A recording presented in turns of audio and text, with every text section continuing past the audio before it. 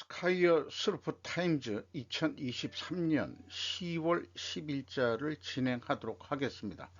내용이 좋았다고 생각하시면 하단에 나와 있는 내용 첨지해 주시면 대단히 감사하겠습니다. 정의선 회장 3년 현대차그룹 글로벌 톱3 매출 200조 시대 열어 고성민 기자 조선 비지에서 보도했습니다. 판매 순위 5위에서 3위, 매출은 1.8배 늘어 해서 소개한 것을 보면은 정의선 현대차그룹 회장이 오는 14일 취임 3주년을 맞는다. 정 회장 취임 기간 현대차 기아는 글로벌 판매 3위 제조사에 올라섰고 합산 연 매출은 200조 원을 넘었다. 이익률도 끌어올려 질적 성장을 동시에 이뤄냈다라고 소개를 하고 있고요. 이 사진은 인도에 있는 그 현대차 공장에서 찍힌 사진으로 소개를 하고 있습니다.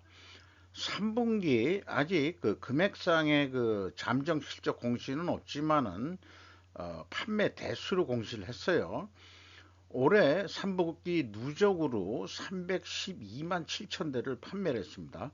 전년은 290만 대인데 7.7% 상승했습니다. 기아는 235만 4천 대인데 전년 217만 대에서 또한 증가를 했습니다.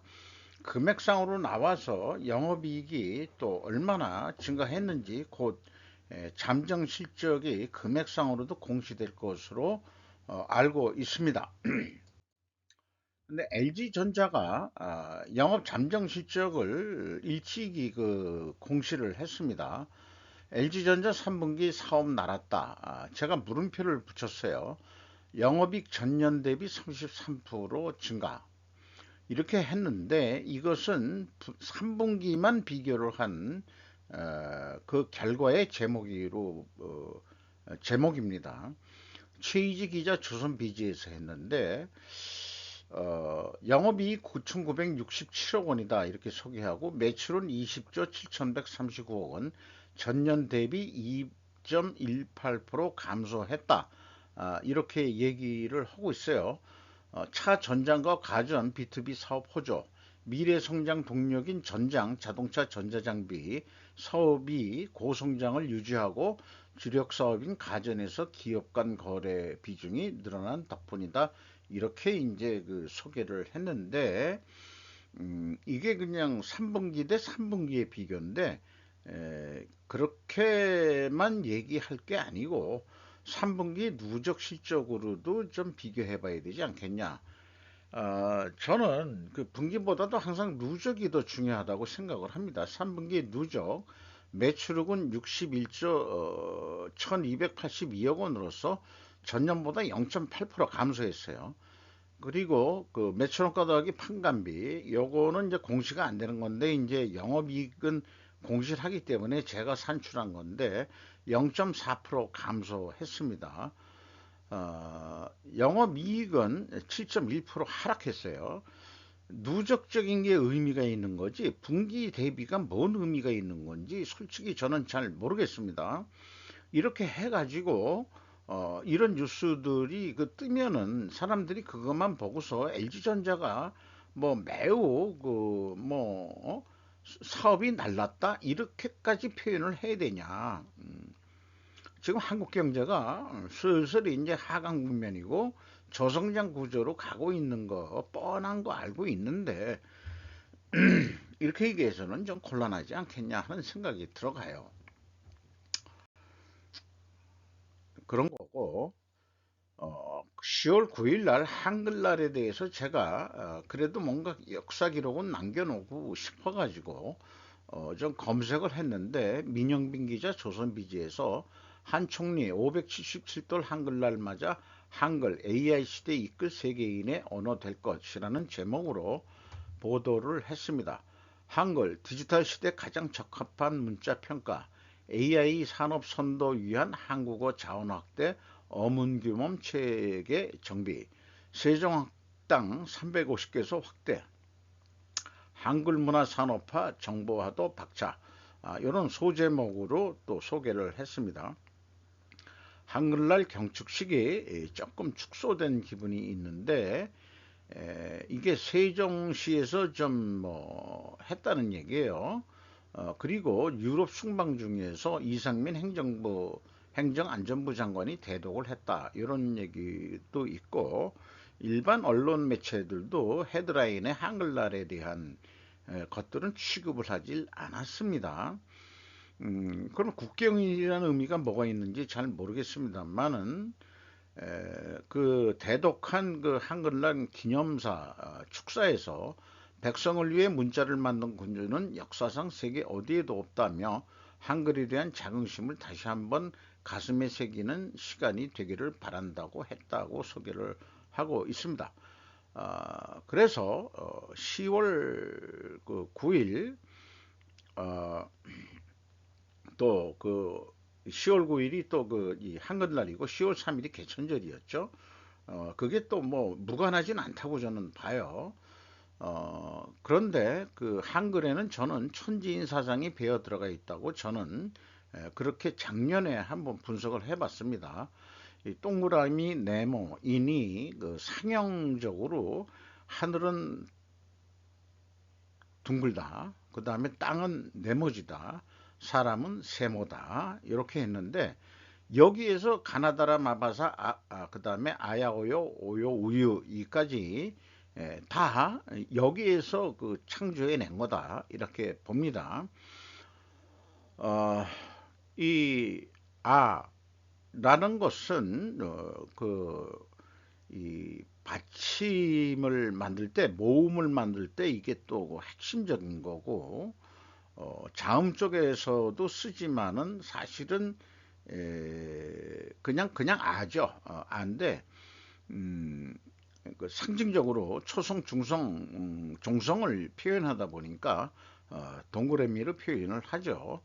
이런 식으로 해서 이 옛날에 그 사람 인자 이거 세모 표시도 있었죠. 우리 그 없어진 글자지만은 어쨌든 저는 천지인 사상이 들어가 있다, 이렇게 저는 그 분석을 했습니다.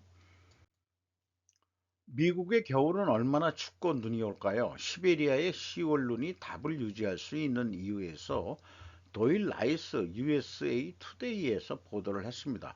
이곳 미국 대부분의 지역의 겨울이 얼마나 춥고 눈이 내릴지 알고 싶다면 멀리 북반구의 냉장고인 시베리아만 보아도 좋다고 기상학자 유다코오는 말합니다. 해가지고 쭉그 연구하게 된 동기라든지 이런 거를 했는데 눈이 많이 내리게 되면은 태양의 온기의 70 내지 80%를 우주로 반사시키는 반면에 맨 땅은 20%만 반사하기 때문에 이 반사된 그 열기, 차가운 그 기가 유럽까지 영향을 미치고, 또한 그게 아메리카 대륙까지 내려앉는다 하는 소개입니다. 그것을 우연히 발견을 했다고 말을 합니다. 박사후라는 게 박사학위 취득을 받은 다음에 연구원이 됐다는 얘기인지 그건 잘 모르겠습니다만은 그래서 계속 연구를 하는데 올해 그 겨울 날씨는 11월 마지막 주에 블로그에 게시될 예정이다. 그 예측을 통계적으로 이제 얘기를 하는 건데, 자기가 이제까지 예측했는데 한 75%가량이 맞아 떨어졌다 라고 얘기를 합니다. 그래서 요것이 이제 뭐 추위가 강습을 했을 때 미국 내에서 이렇게 추위를 감싸 안고 걸어가는 어떤 사진이 찍힌 거고요. 그래서 갑자기 시베리아가 궁금해졌어요. 그래서 시베리아를 검색을 해보니까 시베리아라는 게 이제 영어로 시베리아고 타타르어는 이게 세버라고 해야 되는 건지, 그 다음에 이제 문화어로 시비리 뭐 이렇게 되는데, 이쪽이 그 우랄 쪽 오른쪽에 해당하는, 우랄 알타이 산맥 오른쪽에 해당하는 거라고 해가지고, 남쪽으로는 카자흐스탄, 중국, 몽골의 국경으로부터 북쪽으로는 북극해에 이른다. 북아시아의 거의 대부분이 해당하는 게 시베리아다 했는데, 이게 우라날타이 쪽이라면 우리 언어하고도 좀 유사하다고 저는 생각을 하기 때문에 여기 타타로가 우리나라 말하고 옛날에 뭐 통하는 게 있지 않을까 생각하면 어, 세다, 세버, 뭐 하는데 우리말로는 아주 추우면은 뭐 세라고 하는 얘기도 하고 추워, 뭐 이런 거 또 뭐 여러 가지 또 시리다 뭐 여러 가지 연결되는 말들이 그냥 연관해서 떠오릅니다. 위키백과에서 찾은 내용은 이 시베리아는 오랜 기간 동안 얘네치인, 내네치인 훈적과 같은 유목민의 땅이었다. 시베리아의 칸은 현대의 토볼스크 근처에 자리 잡고 있었으며 630년 아바르족이 의 가한이었던 쿠브라트가 널리 알려져 있다. 13개의 몽골의 침략 이후 11호 한국이 세워졌다라고 소개를 하고 있습니다. 시베리아 내에서. 그런데 이제 저도 우리나라 말이나 이런 것들이 소리 글자이기 때문에 이 지역이 따라서 지방 방언들이 생기듯이 옛날에는 어떤 같은 말이 통했지만은 오랫동안 떨어져 살면은 말들이 바뀌어 가지고 잘 못 알아듣는 거죠. 그래서 여기 츠나 트나 저는 어원이 같다고 생각합니다. 그러니까 에넥트인, 그 다음에 네넥트인, 뭐 이렇게 하든 어떻게 되든 후는 뭐 그냥 훈으로 그냥 칸 이런 게 다 우리나라도 최종 우두머리를 마루간 이런 식으로 얘기를 하죠. 그걸 한자음을 발라서 얘기하니까 마루간이다 뭐다 하지만 칸이나 한이나 현재 대한민국의 그 한자도 사실은 소리 글자였는데 그런 걸 생각하면은 다 우리 조상들이 시베리아하고 무관하지 않은 그런 지역이라고 생각을 저는 하고 있습니다. 그리고 또한 지난 개천절 음력이 10월 3일인데 10월 3일은 음력으로 봐야 의미가 있고 그때 초승달이 보통 뜬다고 그럽니다. 이 초순에는 그렇겠죠? 초승달이니까 음력이니까. 그래서 여기 보면은 이 바이칼 호수가 우주에서 보면은 엄청 큰데 이게 생긴 거 가만히 보면은 화살 모양으로도 생겼고 그 다음에 화살 모양이 아니고 이제 화살 총 말고 화살 모양으로도 생겼고 초승달처럼 생겼죠. 제 생각에는 고조선 우리 개천절이 아마 이 고조선이 성립된 그 지역이 저는 이 바이칼 호수 쪽 아니었겠냐 저는 상상을 합니다. 상상입니다. 근거는 없지만은 그러나 여러 가지 우리가 공산화 돼 가지고 고고학을 갖다 연구할 여러 가지 형편이 안 돼 가지고 못 찾고 있지만은 그래도 공산화된 소련이나 또 현재 러시아 이런 데를 고고학자들이 계속 연구를 하면은 문화라든가 샤머니즘 뭐 이런 게 너무나 유사해 가지고 뭔가 연결이 당연히 된다 이런 얘기예요. 그래서 기후가 우리나라가 왜 그러면은 이동을 했을까 하면은 그 당시에 그게 한 만 년 된다고 만 년 정도 됐다고 봅시다. 우리 개천절은 뭐 4,500 몇 년으로 돼 있는데 그거는 이제 역사적으로 이제 기록했을 때인 얘기고 고대사적으로 보면은 쭉 한 만 년 가까이 걸려가지고 이렇게 움직이지 않았겠느냐 이런 생각합니다. 바이칼 호수가 원래는 이쪽 시베리아 일부 이 남쪽 시베리아 남쪽은 사실은 온대 지방이었을 수 있다라고 저는 상상을 합니다. 그래서 빙하기가 도래하는데 소빙하기 뭐 대빙하기 있지만 아마 소빙하기라고 보면은 한반도까지 그래 우리 조상들이 만주도 있었고 더 내려가서 한반도까지 내려오지 않았겠느냐 이런 상상을 해보게 됩니다. 대통령실 미국 삼성 SK 중국 공장에 허가 없이 장비 공급 나현준 기자, 최동현 기자 뉴스 1에서 보도를 했습니다. 대통령실은 9일 최근 미국 정부는 수출 통제 당국과 NSC 경제안보대화 채널을 통해 삼성전자와 SK 하이닉스의 중국 내 반도체 공장을 미국 수출 관리 규정에 따른 검증된 최종 사용자로 지정했다. 근데 이 말이 뭔 뜻이냐? 그러면은 허가 없이 장비 공급을 할 수 있다. 미국에 허가 없이 이런 얘기고 덧붙여가지고 대통령실은 윤 대통령의 행보에 대해서 또 좀 홍보성 비슷하게 이렇게 또 그 얘기를 했어요. 그런데 이제 조선비즈 황민규 기자의 그 보도 내용은 삼성 SK 하이닉스 중공장 취약 시나리오는 피했다. 최신 공정 적용은 불가하다. 여전히 이렇게 그 소개를 했고 객관적으로 좀 했습니다. 대통령실은 좀 뭐 빛나라고 그렇게 했는지 모르지만은 철수 매각까지 고려했던 삼성 하이닉스 중공장 미국의 VEU 선정으로 불확실성을 털어내고 그러나 첨단 장비 도입 및 투자 제한 방침엔 변함이 없다. 그러니까 이제 한계는 아직 있다 이런 얘기고요. 한중 공장 간 생산성 격차 문제는 해결 과제다. 이렇게 그 보도를 했습니다. 이것은 SK 하이닉스 중국 우시 공장이 되겠고요.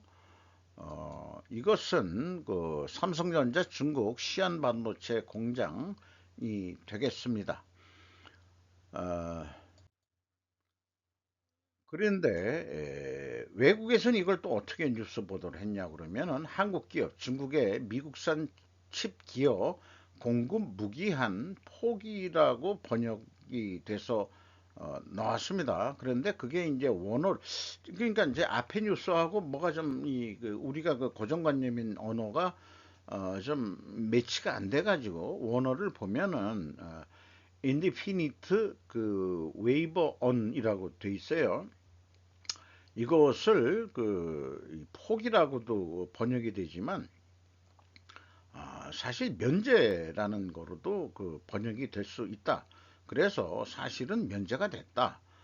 이런 얘기가 되겠습니다. 그래서 우리나라 그 언론 보도 내용을 또 인용을 했어요. 조이스리 로이터에서 조이스 리니까 리스니까 아마 이거 한국 그 뭐 어떤 이 기자 아니겠느냐 이렇게 보입니다. 그래서 이 삼성에서 이 언급한 내용 불확실성의 상당 부분 제거됐다 이렇게 보도했고 SK 하이닉스는 그 면제 연장 결정을 환영한다. 뭐 이런 식의 얘기를 했고 그런데 이제 트렌드 포스라는 데이터에 따르면은 회사들은 6월 말 현재 전 세계 D램 시장의 거의 70%와 낸드 프레시 시장의 50%를 모두 장악하고 있다. 그러니까 삼성과 SK가 제대로 생산을 못 해내면은 사실 문제가 있다 이런 얘기죠. 이게 이제 제2의 석유라고 얘기하니까 석유 감산이 돼서는 좀 세계 경제가 잘 안 돌아가지 않겠냐 하니까 또 그런 것도 있고 이런 뉴스를 보면서 질질 끌다가 최근에 왜 또 이런 얘기가 나오는가 하면은 이렇게 그 스루프 타임즈를 연결해서 그 매번 어떤 그 매일매일의 역사 기록을 해서 남는 기억들이 뭐냐 그러면은 11월 달인가 그 미국에서 에이펙 회의를 하잖아요. 근데 거기에 중국 시진핑이 갈 거냐 말 거냐가 아직 불명확하게 돼가지고 미국 상하원의원도 또 가는 것으로 되어 있고 중국 방문을 중국만 가는 게 아니고 이제 한중일 다 간다고 그랬어요. 와서 무슨 얘기를 하는지 모르겠는데 에이펙이라는 게 아시아 그 태평양 뭐 이렇게 환태평양 이런 회의다 보니까 미국이 주도를 그건 하는 거죠. 그래서 그 중국 참여를 간접적으로 유도하는 의도도 있지 않겠냐. 저는 그렇게까지 생각을 해 봅니다. 뭐 뉴스 보도에서는 미국이 이 칩 말하자면 제한을 하니까 자체 뭐 개발을 했대는 둥 뭐 이런 뉴스도 안 나오는 건 아닌데 한국의 그 삼성과 SK 하이닉스의 생산 없이는 미국 반도체 또 공급이 여의치 않을 거라고 생각을 합니다. 이런 생각을 하게 되네요. 거짓 횡령, 허위 임명, 지방 보조금 줄줄 샜다. 장소영 기자, 중앙일보. 제가 요즘에 기자 이름부터 씁니다. 왜 그러냐 그러면 기자 이름부터 편집하는 의도가 있습니다. 조직의 격이 아닌 기자의 격을 높이 사려 하기 때문입니다. 외국계 뉴스, 일본 거 보면은 그 일본은 대부분 조직 이름을 먼저 써요. 전체주의가 아니고 이제 그게 이제 뭐 집단주의 사고방식. 우리나라도 원래 그랬죠. 그래서 기자 이름을 기사 맨 끝머리에 쓰는데 서양 애들은 기사 제목 쓰기 전에 기자 이름부터 씁니다. 이것이 그만큼 책임감의 문제, 개인의 어떤 그 인권 문제 또는 인격 문제 이런 게 중요하지 않겠냐 보기 때문에 저기 거기에는 제가 동감하기 때문에 요즘 제가 쓰는 표현은 장소영 기자가 중앙일보에서 보도를 했습니다. 이렇게 얘기를 하고 싶은 거예요. 요것도 참조를 좀 해, 이게 하나 뭐 글자를 쓰더라도 의도성이 있는 거다 이거죠. 그리고 민간단체 지방보조금 부정수급 적발현이라고 그래프로 만들었는데 2023년 상반기에만 하더라도 117억 원이 적발이 됐다 이런 얘기예요. 그래서 요즘 뭐 정부 재정도 좀 뭐 안 좋고 그러니까 민간단체 보조금에 칼 빼든 정부라고 해서 윤 정부는 비영리 민간단체 보조금 투명성 제고를 국정과제로 선정하면서 국무조정실, 감사원, 행정안전부 등 감독기관들은 보조금 부정수급과의 전쟁을 벌이고 있다. 행안부는 중앙국고보조금, 지자체 지방보조금의 중복 지급을 막기 위해 기획재정부와 연계 시스템 마련을 협의 중이라고 밝혔다. 자, 이 진보 정권이 그 정권을 잡았었고, 그럴 때 이제 많이 발전한 것이, 그것도 사실은 DJ 때부터 시작을 한 거죠. 그 선거표 때문에 그런 시민단체를 육성하고 또 자기 편을 만들고 그 자기 편 만드는 방법이 뭐예요? 그러니까 그 단체를 만들어서 보조금을 지급하면은 그건 법적으로 뭐 허용되는 법을 만들어 가지고 그건 그러니까는 이제 선거 자금 푸는 게 아닌 게 되는 거죠. 불법이 아닌 게 되고 합법적으로 이 선거 운동하는 거나 난 마찬가지라고 생각합니다. 이런 것들이 이제 뿌리가 박혀가지고 개나 소나 단체 만들어가지고 뭔가 그러니까 이 비영리 단체라든지 이런 것들은 해당 이 행정부가 있어요. 가장 많이 그 단체 등록한 데가 아무래도 보건복지부일 겁니다. 음, 여기 그 가로치고 한 거는 국토해양부 아니 국토교통부 쪽 그쪽은 뭐 그렇게 단체들이 크게 없지만은 제 이 살아온 경험을 보면은 동창과 함께 국토교통부의 집수리 봉사 단체로 사단법인 설립 등록을 한 이후에도 한 푼도 그 보조금을 받아내기 위한 신청을 하지 않았습니다. 그러면 그렇게 그 봉사단체를 어떻게 운영했냐 그러면은 딱 후원금과 그 다음에 기부금으로 운영을 했습니다. 그러니까 어떻게 생각하면은 쉽게 이 돈을 확보하는 길을 안 찾은 거죠. 발품 팔아가지고 그 후원 좀 해주세요. 뭐 그게 하나의 영업사원처럼 일단 그 돈을 만들기 위해서 운영 자금을 만들기 위해서 발빠르게 돌아다닙니다. 저 같은 경우에는 이제 무료 봉사였고, 거기에 이제 사무장 같은 경우에는 이제 임금을 줘야 되니까 그것도 무조 이제 싸게 줄 수밖에 없겠죠. 어떻게 생각하면은 취직을 못한 애를 데려다가 그냥 여기에서 싼 인건비라도 해서 이렇게 살아라 했는데 그런 데서 일하면서 장가나 가겠는지 걱정된다. 그 월급 받고서 그런 술 한잔 먹으면서 그 사무장하고 그런 얘기도 했습니다. 어쨌든 그때는 뭐 제가 약간 더 여유가 있어가지고 돈을 좀 풀면서 그런 활동도 했는데 참 그것도 한 꽤 오래된 얘기예요. 그때는 뭐 또 그 체력도 있고 하니까 가서 무슨 뭐 도배 이런 것도 못하지만은 그 전문가들이 하는 봉사 오신 분들 그 뒷바라지하고 그다음에 청소하고 그다음에 마무리 작업하고 뭐 이런 거 저는 그 끝마무리 전공으로 주로 그렇게 해봤습니다. 지금도 집에서 설거지 전공입니다. 그런 거를 제가 또 잘해요. 끝마무리가 깨끗해야 됩니다. 쓰레기 잘 치우고 이런 게 중요한 거죠. 이런 게 저는 그렇게 생각합니다. 근데 제가 지금 느끼는 건 그래요. 보조금은 거지근성을 키울 뿐이다.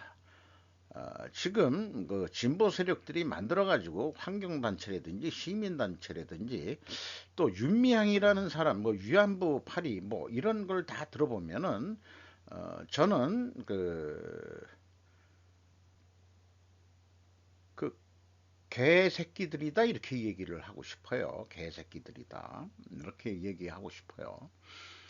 그래서 이런 계통도 소셜에 저도 관심이 있었기 때문에 여러 가지 그 전문 서적도 보고 번역된 것도 많이 보고 그랬는데 이제 미국의 NPO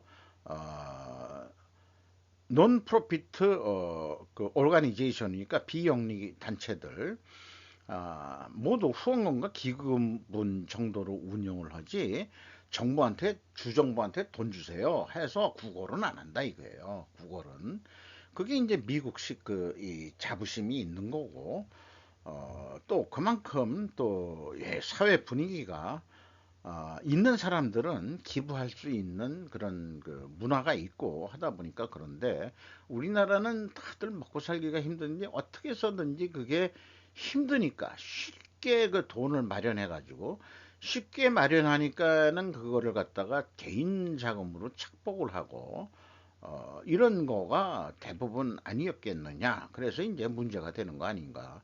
이거 대대적인 뭐라 그럴까요? 그 끊어야 됩니다. 사실은 그냥 보조금을 다 끊어야 됩니다. 보조금 그 비영리 단체 보조금 끊고 니들 능력으로 돈을 한번 그 저기 후원금이나 이런 거로 마련해 봐. 이러면은 지금 예를 들어서 100개의 그 시민단체가 있다고 그러면은 한 9할은 날아갈 거라고 저는 생각을 합니다. 그렇게 돼야 된다고 저는 믿습니다. 전기도 식량도 없을 것. 이스라엘 가자지구 완전 봉쇄한다. 이스라엘 전쟁 규칙 달라졌다. 하마스 후회할 것. NYT 기상전 서곡. 그뭐 구체적인 그 언론 인용은 표시를 안 했습니다. 8일 이스라엘의 공식으로 팔레스타인 자치기구 일단 지상군이 들어가기 전에 계속 폭격으로 두들겨 패고 있습니다. 이것은 팔레스타인 그 가자 지구에서 지금 어떤 이 자식을 안고서 피하고 있는 장면이 또 그 찍힌 것 같아요. 이런 걸 보면서 제가 느끼는 게 그렇습니다. 야, 계속 그 뭐 언론 뉴스 매체에서 여러 가지 나오지만은 저도 나름대로 그동안에 뭐 좀 가지고 있는 지식이나 이런 거를 봤을 때 만약 로마 제국 시대 때 유대가 결사항쟁을 하지 않고 항복했다면 로마 제국한테 2000년 전부터 그래도 살아왔을 터이지만 현재 있는 자리에서 현재의 유대 금융 세력은 없었을 것이다. 아무래도 서구가 합심해서 적과 꿀이 흐르는 새로운 유대 국가를 만들 땅을 어디에선가 만들어줘야 할 것 같다 하는 생각을 해보게 됩니다. 더 이상 이 문제가 되는 2000년 전에 이 로마 제국에 의해서 디아스포라라고 그러나요? 뭐라고 그러죠? 그 다 세계 방방곡곡으로 유대인들이 쫓겨났는데 완전히 그 나라를 없앴죠. 아주 그냥 악착같이 항쟁을 하니까 아예 로마 제국이 아주 그냥 그 씨를 말려라 해가지고 나라까지 없앴으니까 식민 통치도 하는 것도 아니죠. 그러니까 왕도 없애고 그냥 나라, 인간 자체 유대인이라는 걸 다 없애.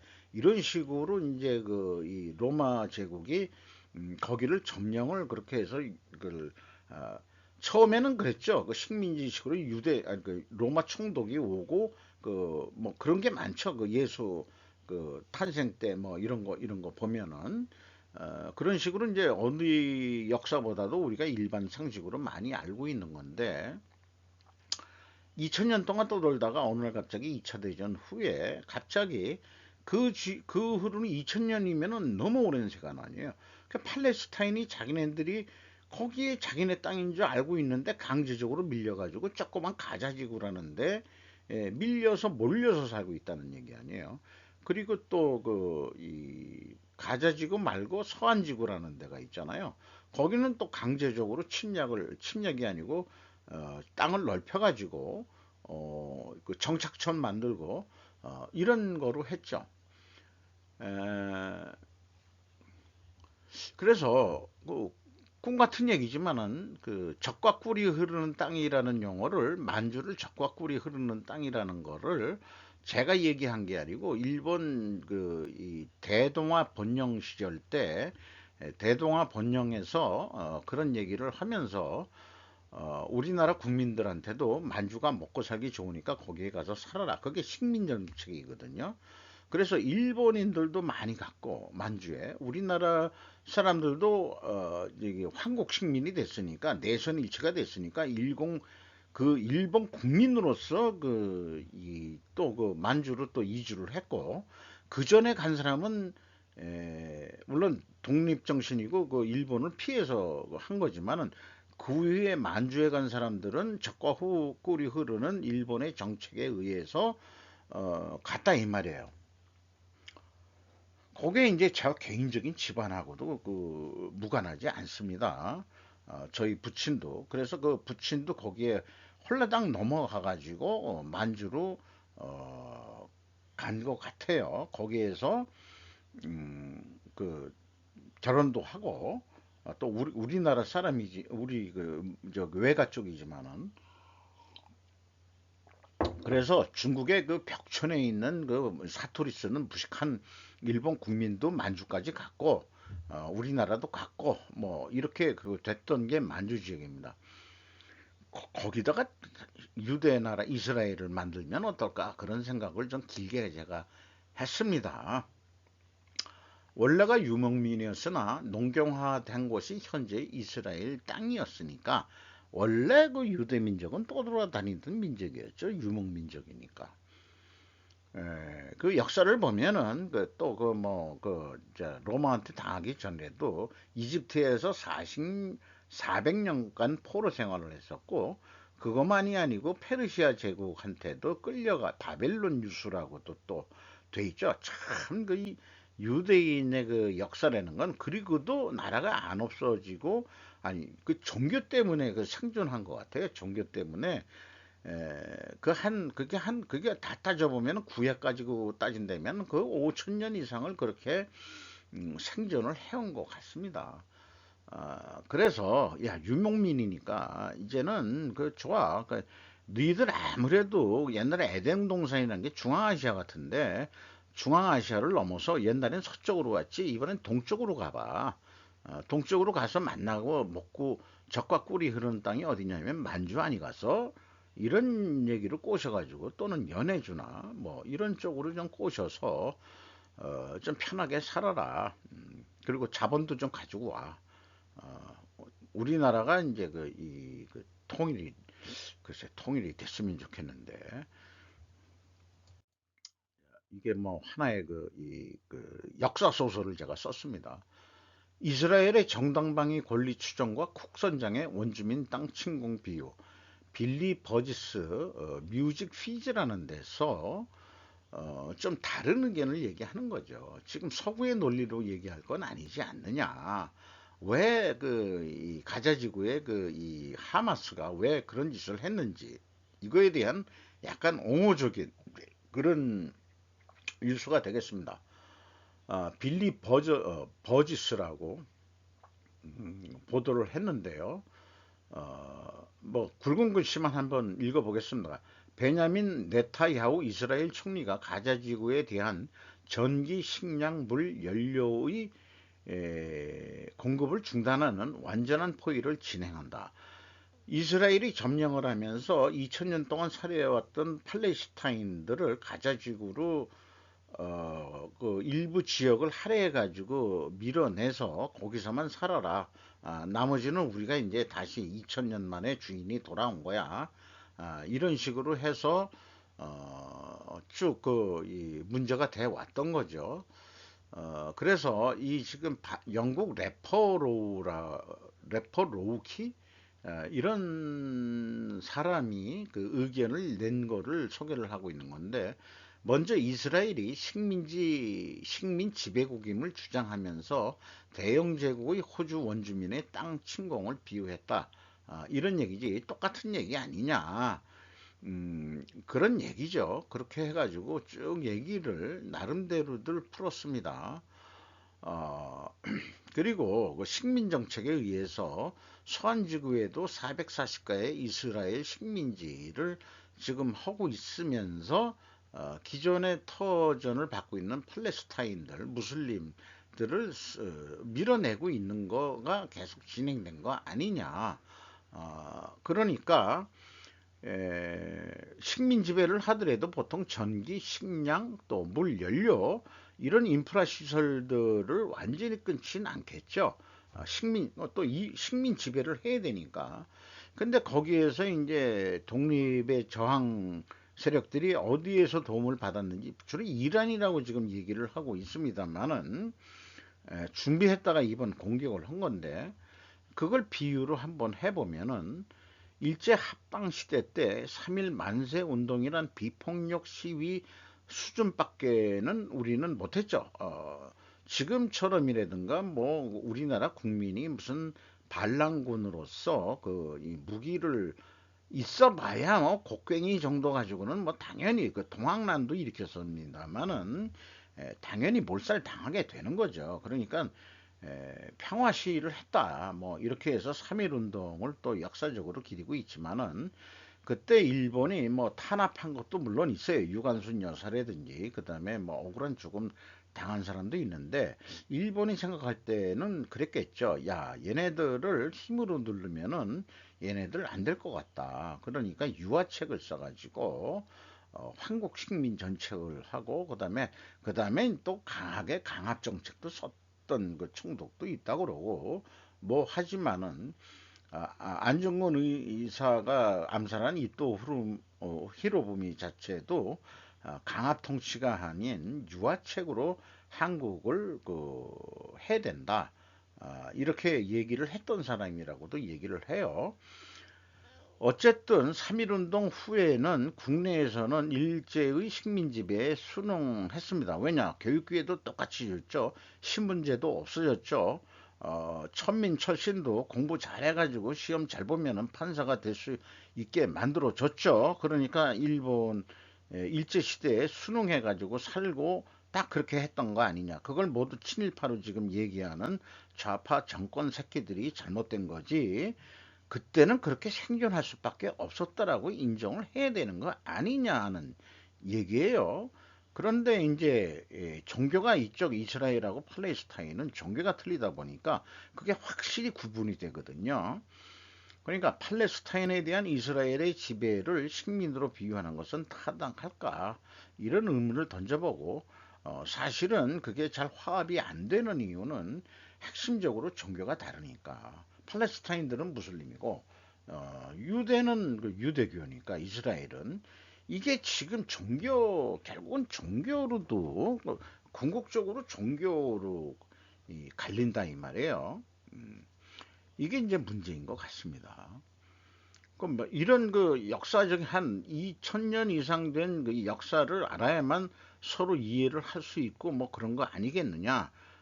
그러니까 나름대로 뭐 저기 반론을 제기하는 의견도 있을 수는 있는데, 에, 뭐 인지를 이번에 잡아갔다 뭐 이런 거, 인질 교환을 위해서. 그러니까 어느 편에서 바라보느냐에 따라서 또 이게 많이 틀려질 것 같기도 합니다. 참, 그 제3자 입장에서 우리는 그 좀 신중하게 대처를 해야 될 것으로 보입니다. 육구 귀속론에서 중국 측에 유리한 재료를 준 다마키 지사의 경솔한 행동, 캐논 글로벌 전략연구소 선임연구원의 미네무라 겐치. 이게 그 미군 그 공군기지 해놓고의 지방개량공사 나라가 국가가 오키나와 현의 대신 승인하는 대집행을 위한 제소. 좀 어떻게 뭔 얘기인지 저기 그 뭐 알겠는데, 자관 오키나와에서는 뭐 미군 기지 그 이전도 반대하고 기존 있는데도 철수하라. 이게 기본적인 입장이었기 때문에 뭐 후쿠오카 고등재판소에서 결국은 말하자면 미군 기지 이전하는 거를 승인을 한 거죠. 그래서 이제 정부가 공사를 진행하라 그러는데 법상으로는 오키나와현 지사가 최종 승인을 해야 되는 건데, 오키나와현은 기한까지 승인은 곤란이라고 응답하고 승인하지 않았다는 게 이제 또 문제예요. 그래서 강에 가게 되면은 더 문제가 더 될 것 같기도 하고, 중국이 대만 통일에 대한 억제를 위하고 도움이 되지 않는다 이렇게 표현을 하고 있습니다.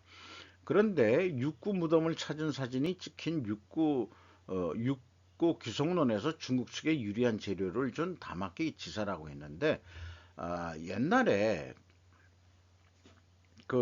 이 육구 왕국이 성립된 다음에 일반적으로 무역을 해서 먹고 살다니까, 그때가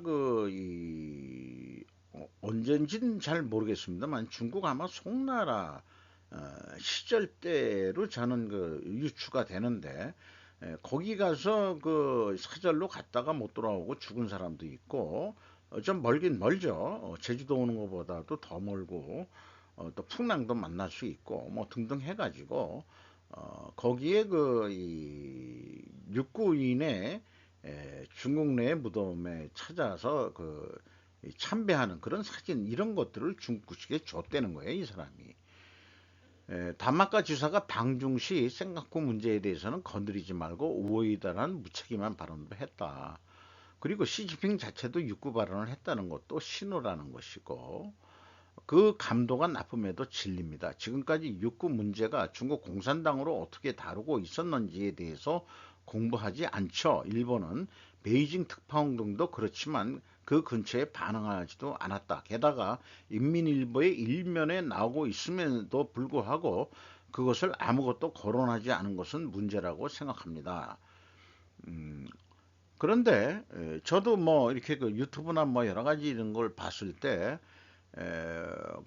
고려 삼별초군이 진도와 그다음에 제주도를 근거지로 해서 어,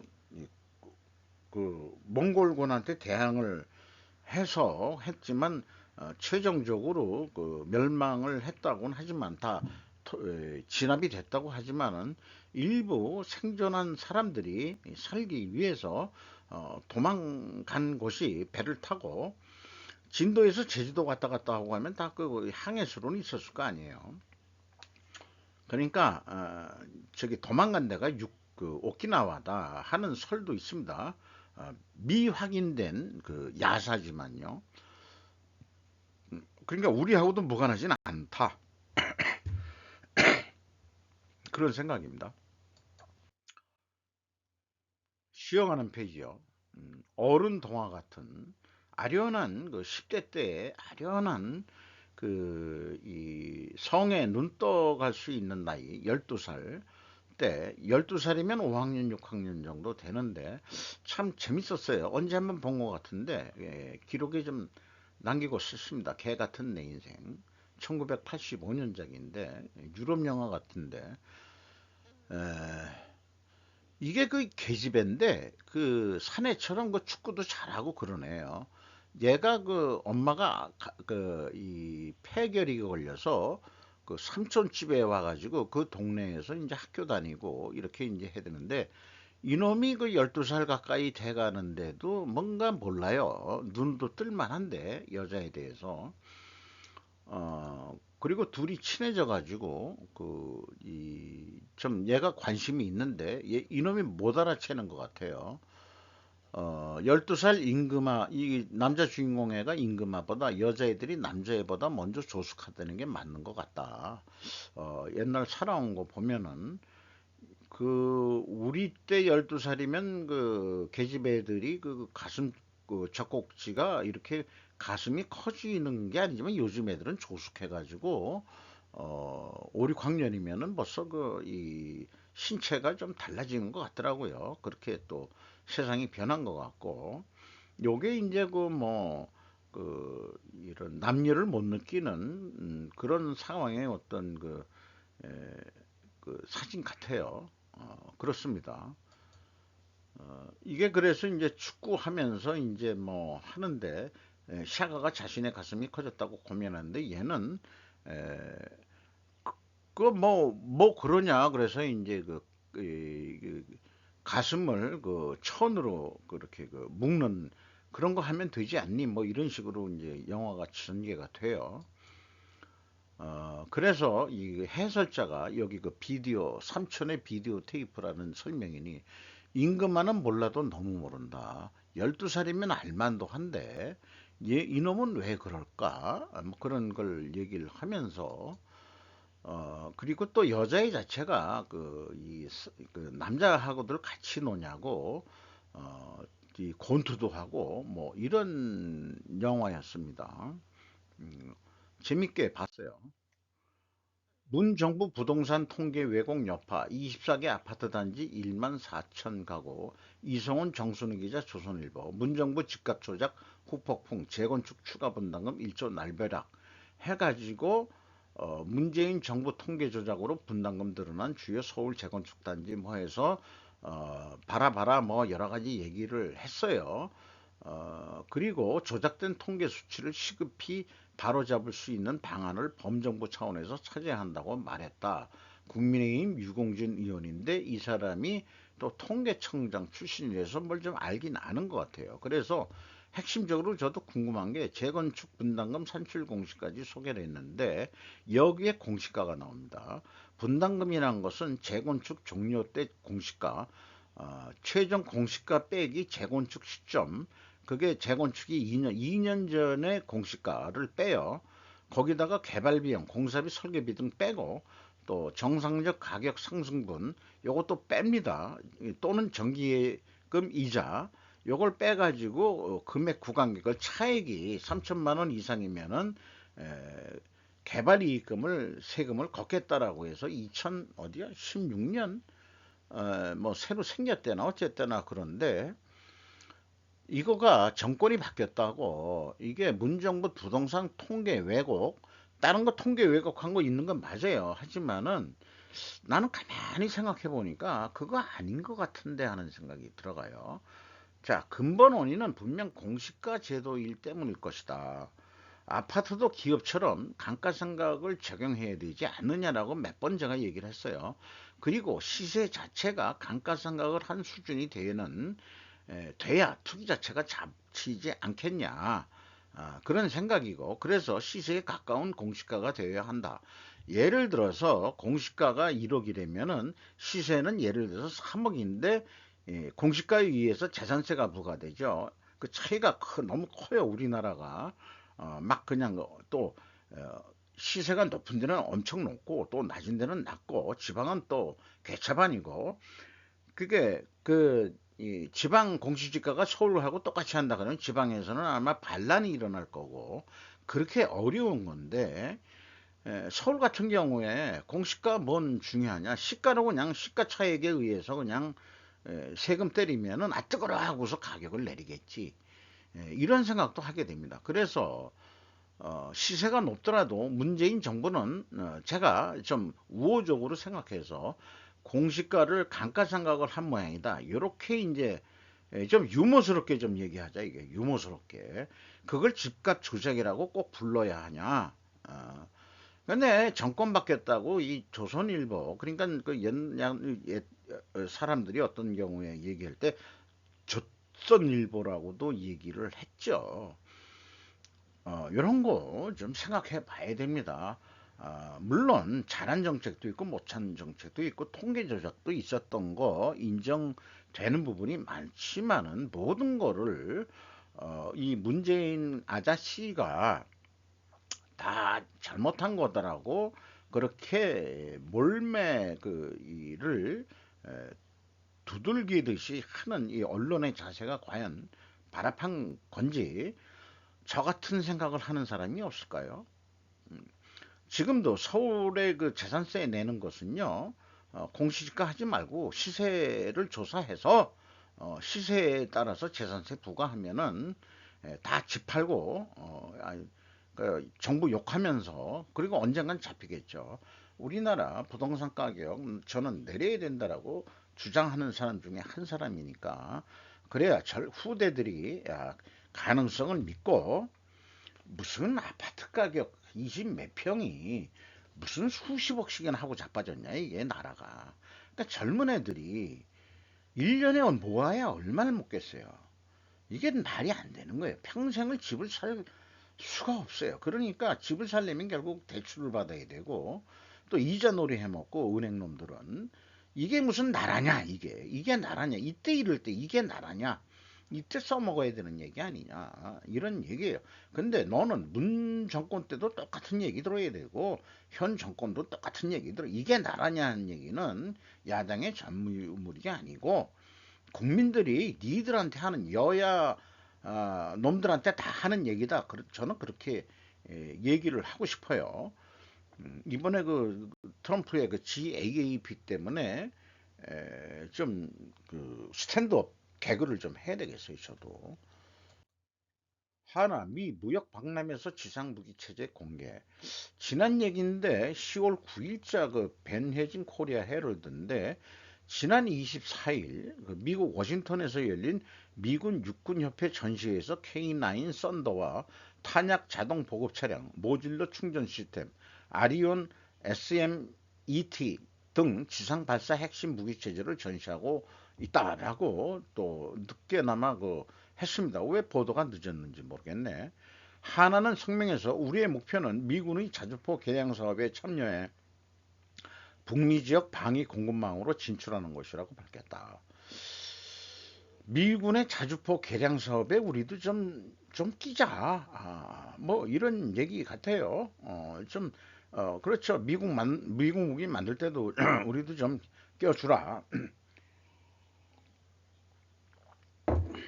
그리고 지정학적 위기로 무기 수요가 요즘 급증하고 있으니까 우리가 또 이걸 또 살려야 되지 않겠냐. 사용 후 핵 연료 원자력 발전 구내에 보관 26년 이후는 재처리 공장에 관전. 자, 이게 뭐 쭉 한번 그냥 읽어보시면 좋겠고요. 의외로 뭐 얘기하다 보면 시간이 오래 걸려가지고 재처리가 가능하다는 얘기예요, 일본 내에서. 근데 우리나라는 아마 그 재처리 허가가 안 날 거로 알고 있습니다. 재처리가 되면은 핵폭탄 만드는 물질까지 만들 수 있는 게 재처리 기술이라고 하거든요. 근데 이제 이런 것들을 재처리 기술로도 뭐 넘기고 뭐 어쩌고 저쩌고 이런 얘기들의 그 보도 내용입니다. 한국에서 주식 FS 가상통화에서 큰 손실하는 사람의 야바 비극이 멈추지 않는다. 한마디로 젊은 사람들에 대한 얘기인데 아까 얘기하고 또 부동산 가격이 너무 올라가지고 돈을 빌려서 그 저기 주식 같은 거 하고 가상 자산에 했다가 개피 본 애들이 많이 나와서 이것이 그 문제다 하는 얘기입니다. 주식 가상화폐 투자 뭐 이래가지고 성공한 놈이 몇 놈이나 있겠어요. 다들 돈 말아먹고 그 다음에 이제 자기가 못한 그 분노감을 막 폭력으로도 나타나고 이런 상황이다. 근데 이제 일본의 경제도 가까운 미래도 비슷한 상황 아니겠냐지만 약간 그 상황은 틀리지만은 일본도 좀 걱정은 해야 된다라고 자기네들 이렇게 표현을 했지만은 약간은 지들이 안심된다는 식으로 왜냐 일본 애들 젊은 애들은 그냥 현실에 순응해가지고 고분고분하게 사니까 그런데 우리 젊은 애들은 에이 까놓고 X8 해가지고 은행 빚내가지고 주식해서 나도 한번 돈 벌어보세. 또 가상 자산 뭐 이런 데서 했다가 계피 보고서 망한 애들도 나오고 집값이 너무 비싸니까 집값만 쌌다면 이런 일 안 일어났는데 이 정부가 의도한 부분도 있다 이게요. 아파트 가격 폭등으로 엄두가 나지 않은 젊은이들이 주식시장으로 몰린 것도 다 기성세대들의 우리 꼰대들의 잘못 아니냐. 그렇게 반성을 해야 된다라고 저는 봅니다. 시진핑 깜짝 어리석은 계책 정부가 결국 인정했다. 부동산 거품의 괴짜뿐 실태와 경제 못 번치하는 정책에 비참한 내용. 요거는 현대 비즈니스에서 한 얘기인데 설명은 생략하겠습니다. 일본보다 더 나빠진다. 폴 크루먼 노벨 경제학상 받은 사람이 이렇게 얘기했다는 얘기고요. 자관 중국도 잃어버린 30년 이상으로 잘못될 수 있다. 그리고 뭐 그렇다는 얘기입니다. 근데 우리나라도 거품이 무너진 게 대책 없이 무너지는 게 아니고 우리나라는 아까도 얘기했지만은 붕괴라기보다는 서서히 부동산 가격을 낮춰가지고 젊은이들이 미래에 대한 용기를 내서 도전해서 집을 사자 할 수 있는 선까지 정권을 잡은 권력자들이 그렇게 노력을 미래 세대를 위해서 그래야 인구도 애들을 다시 낳지 않겠냐 그런 생각을 하게 되니까 이런 말씀을 드리는 겁니다. 얘기하다 보니까 또 오늘도 좀 오래 걸렸네요. 좀 근데 매일 이렇게 기록으로 남기고 싶은 게 왜 이렇게 많아지는지 잘 모르겠습니다. 좀 더 좀 더 이슈적이고 핵심적인 거를 보는 안목을 제가 키워보도록 약속을 드리면서 이상 마치도록 하겠습니다.